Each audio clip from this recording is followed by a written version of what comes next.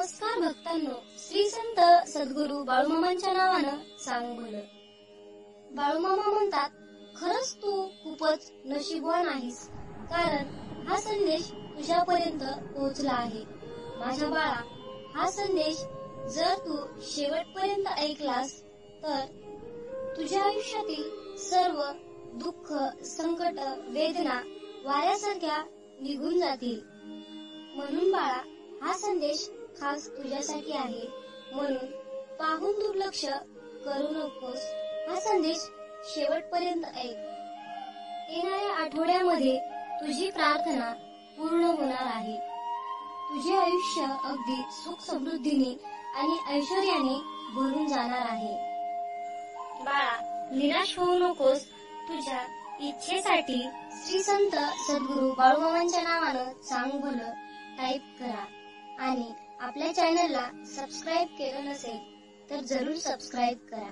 होय, खरंच म्हणत आहे बाळा, मी माझ्यावर विश्वास ठेव. जीवनामध्ये तू खूप मोठा व्यक्ती होणार आहेस, असा माझा तुला आशीर्वाद आहे. परंतु बाळा, तुझ्या चांगल्या आणि वाईट वेळेमध्ये सतत माझं स्मरण कर. माझ्या बाळा, जीवनामध्ये नेहमी तत्पर राहा. बेसावध जीवन जगू नका. माणसाचं छोटं दुःख जगाच्या मोठ्या दुःखात मिसळून गेलं की त्याला सुखाची चव येते.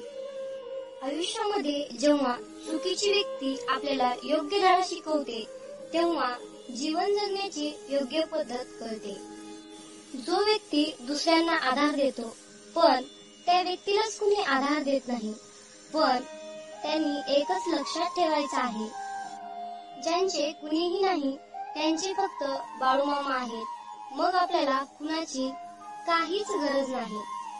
बाळूमामा म्हणतात, आळशा व्यक्तींचा प्रवास इतका सावकाश असतो की दारिद्र्य त्यांना नेहमीच सहजपणे येऊन गाठते.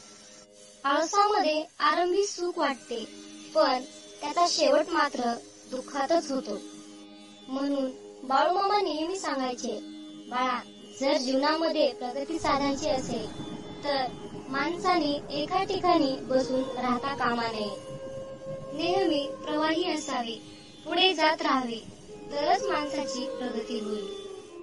कृतीशून्य माणसं बाळूमामांना आवडत नाही, कारण आळस हा माणसाचा शत्रू असतो. म्हणून नेहमी माणसाने उद्योगी राहावे, असे बाळूमामांचे म्हणणे होते.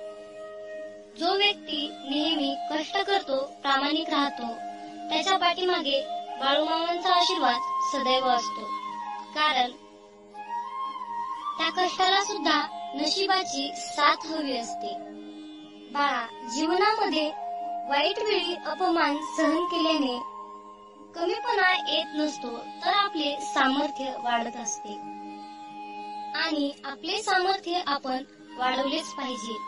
या उलट आपला अपमान करणारा व्यक्ती आहे, त्या व्यक्तीला आपले सामर्थ्य वाढवून सिद्ध करून दाखवायचे असते. या मागचे हेच उत्तर आहे. आणि मग तीच व्यक्ती तुमचा मान राखण्यासाठी तुमच्या नावाचा उपयोग करेल, तुमच्या नावाचं मोठेपण इतरांना सांगेल. बाळा, जीवनात घडलेली कोणतीही गोष्ट योगायोगाने होत नाही, तर त्याचाही काही काळ, काही वेळ आणि काही अर्थ सुद्धा असतो. बाळा, चांगल्या जीवनाचे महत्व मजा करण्यात नसून अनुभवण्यामध्ये चांगल्या जीवनाचे महत्व आहे. भक्तांनो, या संदेशाशी जर तुम्ही सहमत असाल तर आताच आपला व्हिडिओ शेअर करा. भाग्यवान ठरशील. जीवनामध्ये काही मिळवायचे असेल तर वाकायला शिका, कारण विहिरीमध्ये पडणारी बादली नतमस्तक होऊन विहिरीमध्ये पडली तरच ती पाणी घेऊन वर येते. जीवनामध्ये जो चिंता करतो तो दुःखी असतो, पण जो व्यक्ती बाळूमामांचे चिंतन करतो तो मात्र जीवनामध्ये सुखी असतो.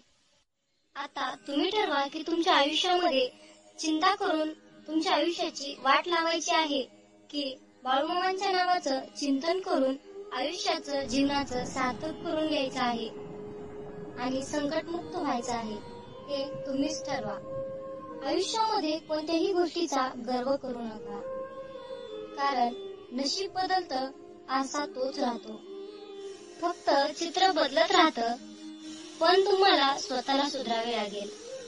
इतर लोक फक्त मार्गच दाखवू शकतात.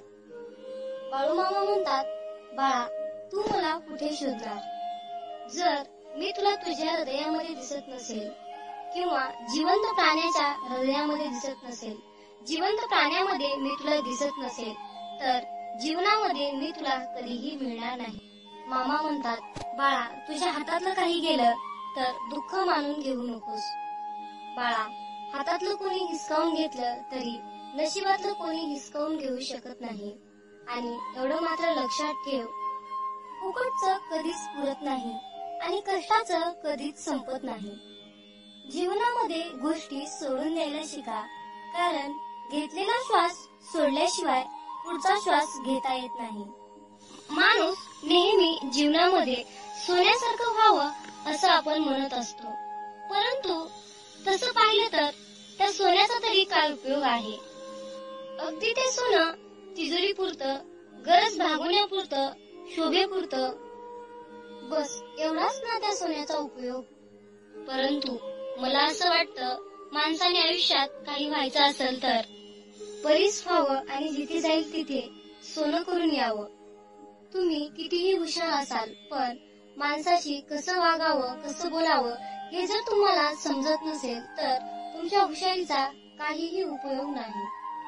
काही गोष्टी ज्याला समजतात त्यालाच सांगणे योग्य आहे आणि ज्याला नाही समजत त्याला टाळणेच योग्य आहे. हा संदेश शेवटपर्यंत पाहिल्याबद्दल धन्यवाद. बोला श्री संत सद्गुरु बाळूमामा महाराज की जय.